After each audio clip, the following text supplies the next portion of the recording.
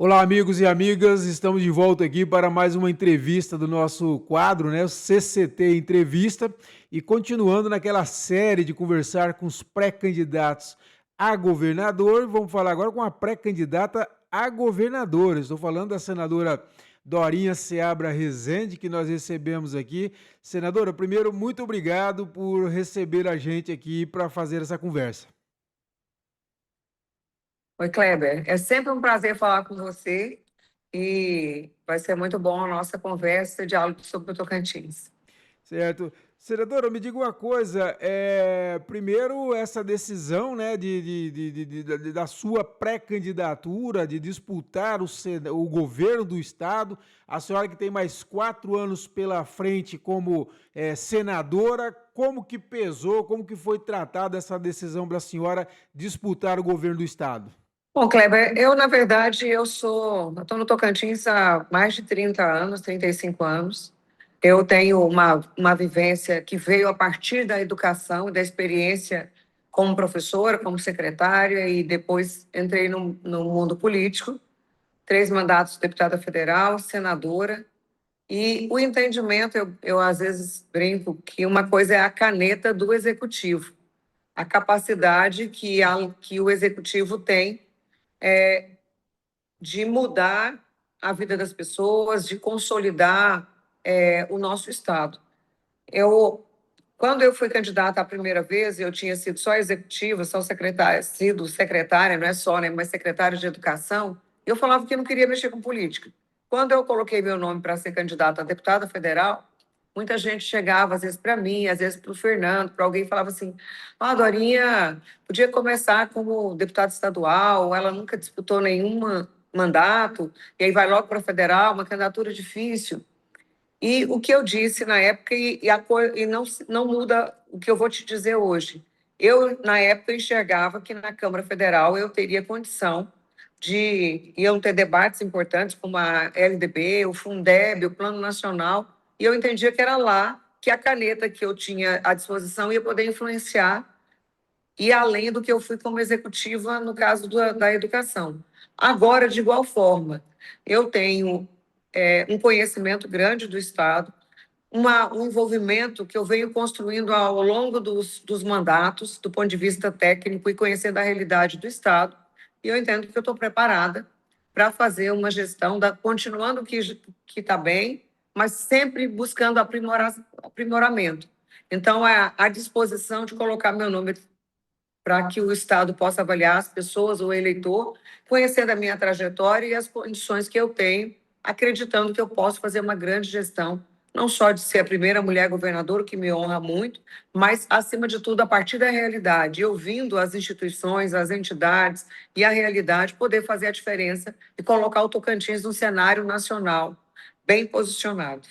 Tá certo. E, senadora, a senhora falou rapidamente como que avalia o momento que o Estado vive? Quer dizer, nós tivemos um susto, né, um afastamento de governador, daí voltou o governador, e agora nós temos também um Estado que terminou o ano. Eu tive até uma preocupação no passado, eu vi que ele levaram os gastos, podia comprometer a lei de responsabilidade fiscal, mas acabou não, acabou fechando bem o Estado. Enfim, a senhora tem procurado conhecer mais profundamente esses dados do Estado, e como que a senhora avalia esse momento, tanto fiscal quanto político, que o Tocantins viveu nesses últimos momentos aí? Bom, Kleber, primeiro eu acho que quando o governador Vanderlei decidiu ficar, ele fez um sinal, uma sinalização da importância da gestão e a importância que o Tocantins tem para ele. Se ele pensasse somente no poder e no mandato, ele seria hoje um fortíssimo candidato a Senado. Todos nós sabemos disso, as avaliações em relação ao nome dele. Eu acho que ele sinalizou que, mais do que o mandato, ele se preocupou com o estado do Tocantins, com a fragilidade que uma renúncia poderia fazer. Não estou falando de política, estou falando de gestão. Muitos processos e projetos em andamento. Então, acho que essa sinalização ela é importante. Não ficar com essa marca, desde 2006, nenhum governador termina o mandato. Um peso muito grande para nós, enquanto tocantinenses. Então, acho que foi acertadíssimo. Eu tenho, sim, sempre fui uma pessoa, um parlamentar que sou uma estudiosa, gosto de estudar a realidade, os programas, as ações. Nesse momento, eu tenho vários cadernos regionais sobre o Tocantins. Qual é a perspectiva? Porque nós temos o estado do Tocantins, mas o Tocantins não é um único, né? Ele tem perspectivas, problemas e realidades do sul e do sudeste, da região central, da região do Vale do Araguaia, do Pico do Papagaio, enfim, eu estou com todos esses diferentes números, discutindo uma proposta de plano de governo para lá ir para a rua, para ouvir a sociedade organizada. Eu acabei de sair de uma reunião muito produtiva, a segunda grande reunião do agro, com os diferentes, com a FAET, com a Adesto, com a ProSoja, com os sindicatos rurais, com várias representações, com as universidades, ouvindo sobre o setor produtivo do agro. E esse debate vai acontecer com o setor da saúde, que hoje encaro como um dos maiores desafios do país inteiro, e do Tocantins não é diferente. Então, a partir dos dados colocados, as perspectivas e quais os maiores desafios. Os desafios, ou seja, os pontos centrais que vão para um plano de governo, eles têm que ir a partir da realidade e também com compromisso. Eu falava agora há pouco com o pessoal do setor produtivo, do agro, que quando a gente diz que uma área é prioritária, ela tem que se tornar prioridade quando eu direciono o meu orçamento, as políticas públicas, para resolver o que foi apontado como desafio ou como problema. Um estado tão rico, que tem crescido muito no agro e que tem o desafio de lidar com o pequeno produtor, com os assentamentos, que não é depósito de gente, tem que ser dentro das cadeias produtivas, como é que a gente consegue organizar, até onde a logística tem atrapalhado e deve ajudar. Quando ajuda o agro, ajuda as pessoas também, porque nós estamos falando do transporte escolar, nós estamos falando das pessoas que precisam usar a logística para ir para um atendimento prioritário na saúde. Então, estou dedicada para olhar isso, para olhar os números, as políticas públicas e como nós podemos construir, aprimorando, como eu disse, um governo bem avaliado, que avançou patamares, mas não está tudo resolvido. E o próprio governador tem dito isso. Ele deu passos importantes, assim como outros governadores deram passos importantes. Mas o que nós temos que fazer? Ajustar o que já foi feito, melhorar e enxergar que é hora de dar passos diferentes em várias áreas. E é isso que vocês vão ver numa proposta de governo, de gestão, em que a gente reconhece o avançado, mas também, de igual forma, que é preciso dar passos mais ousados, mais consolidados e até alguns novos passos também. E esse plano de governo, a senhora está fazendo com uma equipe especialista que está percorrendo o Estado, ou também está no sistema de ouvir as pessoas, de ouvir as demandas, os líderes, a própria população? Como que está a construção desse plano de governo, senadora? Bom, o passo que já foi dado, né, é minha equipe aí de trabalho do próprio, levantando essa realidade de cada região e também setorial, avanços na educação, desafios para a educação, de alfabetização, de educação profissional. O nosso jovem precisa enxergar na educação uma oportunidade de preparar para o mundo do trabalho. Então, a questão da educação profissional, o primeiro emprego, o jovem aprendiz. Então, para cada setor, tem um documento base que foi construído a partir de dados. E agora eu estou ouvindo também especialistas, mas são especialistas da Universidade Federal, dos institutos federais, tudo do Tocantins. Nós levantamos os dados. Esse documento agora nós vamos ouvir regionalmente e setorialmente. Conversar, por exemplo, educação. Eu quero ouvir institutos, universidades, secretários municipais, a própria estrutura da secretaria, a partir dos dados construídos e da proposta para ser validada.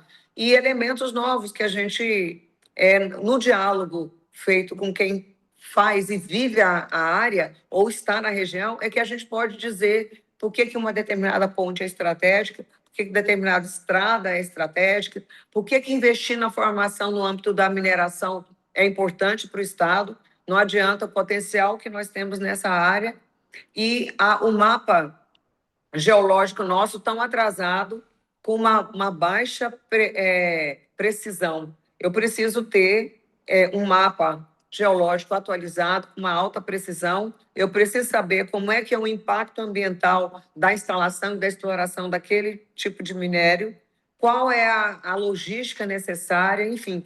Todo esse conjunto está sendo discutido com diferentes áreas e o tema, né, e o debate a gente começa a rodar as regiões para poder apresentar as principais propostas, mas, acima de tudo, ouvir. Diferente, ou seja, quem está lá na ponta é que sabe na pele qual é o desafio da sua região e da sua área.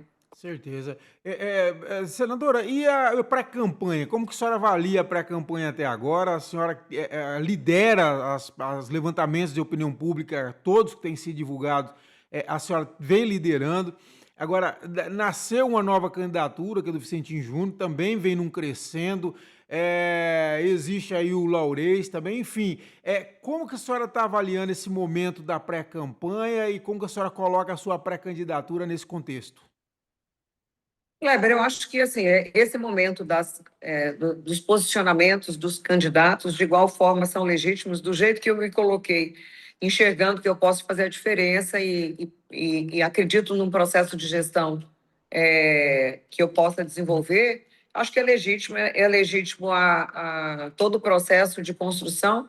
Eu enxergo que eu tenho hoje uma base política muito consolidada, né, de prefeitos, de vereadores, de vice-prefeitos, de líderes institucionais também.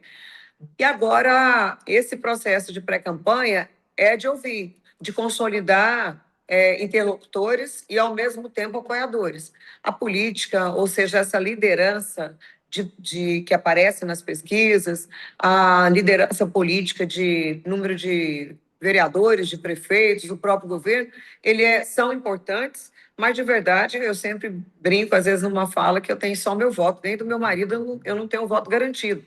O voto, a mostrar para o eleitor por que eu me sinto preparada e entendo que eu possa fazer uma boa gestão, a melhor gestão do Estado, ela precisa passar por esse embate, debate e construção, e até ouvindo os meus concorrentes, pontos importantes que eles possam levantar e que eu possa dizer, olha, essa proposta ela é interessante, porque a minha preocupação não é quem vence, é quem pode fazer o melhor, quem vai convencer no debate e na construção de condições para uma boa gestão. Certo. E agora, a senhora, falando nisso, dos adversários, a senhora teve que até ganhar justiça contra alguns adversários, que até por fato de liderar, talvez, vem sofrendo muitos ataques. Qual que é a expectativa em relação a isso? A senhora espera uma campanha de mais nível, que esse tipo de situação que a senhora passou, por exemplo, não se repita? Como que é a expectativa aí? Kleber, eu penso primeiro o seguinte, eu acho que o eleitor não merece desrespeito. Se o tempo é curto para eu apresentar e construir um plano de governo, para eu dizer por que eu entendo que estou preparada, qual foi o meu trabalho, os recursos que eu levei para cada região, projetos que eu defendi, eu acho que isso é uma campanha que o eleitor merece e que o Tocantins merece. Quem, ao invés de falar o que vai fazer e o que fez na vida, usa para atacar e, inclusive, essas ações que eu ganhei, elas iam para o ataque pessoal, em muitos casos, mentira e fake news. Eu acho que se essa pessoa respeitar pelo menos o eleitor tocantinense, ele não deveria perder o tempo dele em mentir para as pessoas. Agora, eu espero uma campanha propositiva, porque eu acho que é o que o Tocantins merece. Fazer gestão de Estado não é uma brincadeira.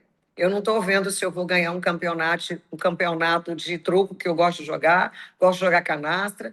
Não é isso. Não é um lugar para aventura. É gestão que envolve até salvar vidas, gerar emprego, desenvolvimento, pensar em logística, em condição. Eu acho que é isso que todos nós imaginamos para o nosso Estado. Então, eu espero que seja uma campanha em que as propostas vão ser apresentadas, em que quais condições cada candidato reúne para consolidar aquelas propostas, entendendo que é um Estado ainda jovem, que enfrenta problemas gravíssimos ainda na área da educação, da saúde, da logística, da própria riqueza nossa, um Estado que tem que ter o equilíbrio entre o meio ambiente, porque nós somos um Estado belíssimo, né, com o Jalapão, com a região do Cantão, com a Serra Gerais, região do Bico, Encontro das Águas, como equilibrar meio ambiente, desenvolvimento, crescimento, como pensar no ribeirinho, no pescador que chega o período do defeso, como é que nós acolhemos para que ele possa não estar prejudicado e ter condição de sobrevivência. O assentamento, né? Eu conheço muito de perto vários assentamentos. Se olhar o Manchete, como é que as pessoas estão lá alocadas, quais condições reais de produção eles têm. Acho que essa é a nossa tarefa, de discutir e dizer que Estado nós queremos construir. Certo. Senador, outra coisa também é a volta do governador Vanderlei Barbosa. Quer dizer, antes da volta, o pré-candidato dele era o Amélio, o presidente da Assembleia, e nessa volta houve até foi uma conquista da senhora, quer dizer, acabou que o governador apoiou, decidiu apoiar a senhora para o governo do estado. Como que a senhora avalia esse processo de retorno do governador e essa decisão dele de declarar, até que muita gente falava que o governador não vai declarar apoio tão cedo, e ele acabou declarando já o apoio à senhora. Como que a senhora recebeu isso e a volta dele para o governo do estado? Olha, Kleber, eu acho que a volta dele, quem definiu foi a própria justiça, até porque o afastamento dele por um processo que está em andamento em que ele sequer se tornou réu, né? Numa situação aparentemente até atropelada, que foi o afastamento dele. Só que a gente não tem informação de todo o processo, e tanto é legítimo que ele voltou autorizado pelo Supremo por unanimidade na turma. Se houvesse alguma dúvida em relação ao retorno dele, dificilmente ele voltaria com uma unanimidade, em que os ministros tiveram que se contrapor até o STJ, para dizer, olha, existem indícios e questões legais, formais e jurídicas que garantam a sua volta. Eu sou do grupo do governador desde o início, eu fui eleita senadora com ele, ainda lá em Buriti, um município que é gerido por uma grande prefeita, preparadíssima, que é inclusive cunhada do Américo Aires, que é o presidente da Assembleia, que me ajudou no meu processo eleitoral. O governador disse claramente: eu tenho pré-candidatos, que é a Dorinha e que é o Américo, e quem estiver melhor vai ser o meu candidato, é o que ele tinha dito. E, na verdade, melhor em quê? Reunindo melhores condições. E eu acho que, no conjunto, foi isso que foi avaliado. Passadas as eleições municipais, Kleber, eu consegui reunir politicamente condições da maioria dos prefeitos. União Brasil elegeu um número significativo de municípios, nós elegemos 37, com a federação se juntou a esse número os prefeitos do PP, mas você mesmo fez uma matéria mostrando que os 37 municípios que o União elegeu, a gente representava do ponto de vista político, né, de eleitores, um número muito maior do que os próprios 37. Então, me envolvi com eleição, e eu vou dar exemplo: o prefeito Celcinho era um prefeito que me apoia e que eu o apoiei, era do MDB, e assim muitos outros prefeitos de outros partidos. A gente reuniu condições políticas em que eu tinha mais de 90 prefeitos que estavam declarando apoio, vereadores, ex-prefeitos, lideranças. Eu acho que as condições, elas passam por essa definição. Quem é a pessoa que reúne as melhores condições para poder representar? Poderia ser o Amélio Caires, legitimamente, tem uma história de trabalho, de representação, como poderia ser o senador Eduardo Gomes, igualmente preparado, com histórico também que o qualifica para poder ser o candidato nosso ao Senado. Então, foi toda uma concertação política. O deputado Gaguinho foi governador, foi vereador, foi deputado estadual, também poderia ser um nome. Então, são situações que, naquele momento, aquela pessoa reúne melhores condições e o grupo escolhe quem vai me representar e quem é que pode ser apresentado para a população como pré-candidato. Acho que foi isso que aconteceu. Certo. E, senador, outra coisa também, já indo para o final, antes disso, nós tivemos das posições esse final de semana que eu até coloquei, o governador Vanderlei defendendo três candidatos, a possibilidade de três candidatos ao Senado, porque teria aí o Eduardo Gomes, o Gaguinho e o próprio Eli Borges, mas o próprio Gomes diz que defende que tinha que ter um diálogo e chegar lá à convenção com dois candidatos a senador. Como que a senhora vê esse debate, senadora? Eu vejo como natural. Os partidos ainda estão isoladamente trabalhando suas chapas. Eu montei a chapa de estadual do União Brasil, a de federal.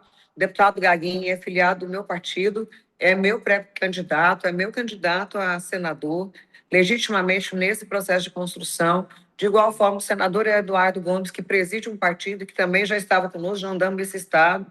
O governador apresenta o deputado Eli Borges, que também é legítimo, né? Tem um histórico, acho que 9 mandatos que ele já disputou na vida, com histórico e com trabalho. O Podemos, que está conosco, tem um pré-candidato também a senador. Eu acho que esse formato é legal e pode ser com 4 candidatos, pode ser com 3, pode ser com 2. Nós vamos chegar e discutir na mesa quais serão os critérios. Eu dou o exemplo aqui do nosso vizinho, irmão, né, Goiás, em que o grupo do, do atual governo, Daniel Vilela, do nosso ex-governador, eu falo nosso, porque foi a vida toda do União Brasil, do DEM, Caiado, apresenta na eleição 4 candidatos. Eles têm, nesse momento, 4 candidatos a Senado. Então, esse pode ser um formato? Pode. Pode ser que o grupo se reúna e defina um critério, além disso, o partido ainda tem legitimidade, porque como é que funciona? Você pode coligar para o governo do Estado, não coligar para o Senado, você pode coligar para o Senado com dois nomes, e os partidos podem levar candidaturas avulsas. Tudo isso vai ser colocado numa mesa em que a democracia partidária comece ali. Quais são os critérios? Isso ajuda, atrapalha? A gente corre risco de não fazer os 2 senadores, que é uma prioridade. Qualquer governo quer fazer a sua maioria na Assembleia, na representação federal. As emendas e os recursos federais fazem uma grande diferença hoje para o nosso Estado, para os municípios e para o Estado não é diferente. Eu entendo que, dada a largada dos pré-candidatos, agora é esse processo de construção política, de legitimidade, de voto e de condição. E aí nós vamos para uma mesa, e eu dou um exemplo, na eleição de 2018, o senador Eduardo Gomes tinha tido a candidatura extemporânea. Eduardo Gomes coordenava a campanha do então senador Vicentinho ao governo. Eu estava do outro lado com o Carlesse. O suplente, que ia ser suplente do Gomes, estava comigo, filiado no DEM na época, né? no DEM, que é o Gary Pacheco. Passou a eleição, nós tivemos a tarefa de organizar a chapa e o Carles tinha feito um compromisso com Siqueira Campos, que era do meu partido. Siqueira Campos era o nosso pré-candidato a Senado e César Halum, o outro candidato. E eu tinha um desejo de trazer o Gomes para o nosso lado, até porque eu tinha esse compromisso pessoal com a candidatura do Eduardo Gomes. Como é que nós fizemos? Nós ficamos dias sentados à mesa. No fim, foi feita uma escolha do Eduardo Gomes ser suplente, primeiro do governador Siqueira Campos, e que as condições e a situação, em determinado momento, o Siqueira renuncia a essa candidatura por condições de saúde, e o Gomes, que era o primeiro suplente, trocou de lugar, assumiu a candidatura de senador, e o Siqueira foi para a primeira suplência. Então, acho que essa construção política, nós vamos fazer isso, não vai ser de cima para baixo, vai ser discutido na mesa, definir um critério e, a partir daí, construir esse trabalho. Acho legítimo. Sei que o deputado Eli Borges está andando, procurando construir essa legitimidade e consistência política. O Eduardo Gomes, de igual forma, e o deputado Gaguinho também, que já não é agora, eles, desde o início, já há vários meses, até anos, têm colocado essa vontade. Desistiu de uma candidatura na época que o Siqueira era o nosso candidato, ele já era pré-candidato naquela época, e ele desistiu, cedendo o espaço como uma homenagem, né, ao Siqueira e toda a sua história. Enfim, eu acho que agora é a política que vai encontrar a solução para essa situação, que ela não é mais do que política. É verdade mesmo. Senadora, para a gente encerrar, agora falta a única coisa para definir para a senhora, que já tem senador até demais, agora tem que definir o vice, né? Aí vai ter a convenção, tem toda uma discussão, já há uma, por exemplo, indicação de partido, pelo menos, que vai ficar com essa vaga. Como que a senhora vai trabalhar essa questão agora? E um outro ponto também, o Podemos está confirmado também nessa aliança de vocês? Bom, hoje o Podemos é presidido pelo prefeito da capital, Eduardo Siqueira Campos.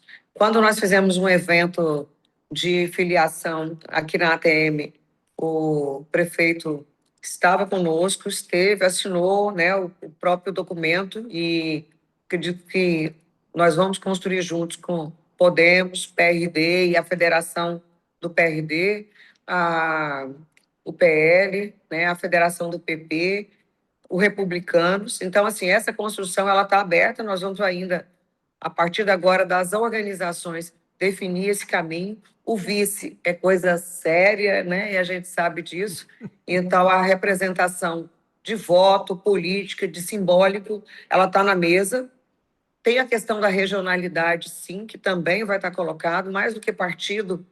O governador Vanderlei tem dito isso, o senador Eduardo Gomes, o prefeito Eduardo Siqueira Campos, todos têm nomes mais do que legítimos, o próprio governador também, Vanderlei, tem nomes, tem histórias de pessoas que podem compor essa posição de vice. Quais serão os critérios? Nós vamos olhar questão regional, pesquisa para avaliar nomes, com posições colocadas, não tem nenhum nome, nenhum compromisso fechado com nenhum partido. Obviamente, nós vamos verificar esse nome que reúne condições políticas, condições eleitorais e representativas para ocupar uma posição tão importante. Tocantins tem histórico de vices assumindo, né, em várias situações de rompimento de vice, então isso é muito delicado e é parte da política também, mas a escolha também vai ser feita com todo o critério político e técnico. Tá certo, então, senadora. Ela foi a primeira conversa, com certeza teremos outros ao longo dessa longa campanha, longa estrada que nós temos até outubro. Desejo muito boa sorte para a senhora e estou aqui à disposição, tá bom? Kleber, é sempre um prazer falar com você, te acompanho muito. A sua lucidez e a condição de debate nos ajuda, porque a gente corrige rumos, alerta para situações que talvez não tenham sido pensadas, e eu estou sempre à disposição para dialogar. Muito obrigada. Tá bom, senador. É isso, pessoal. Espero que vocês tenham gostado aqui dessa conversa, mais um importante pré-candidato. E nós voltamos a qualquer momento com outra importante personalidade do Tocantins. Abraço a todos e todas.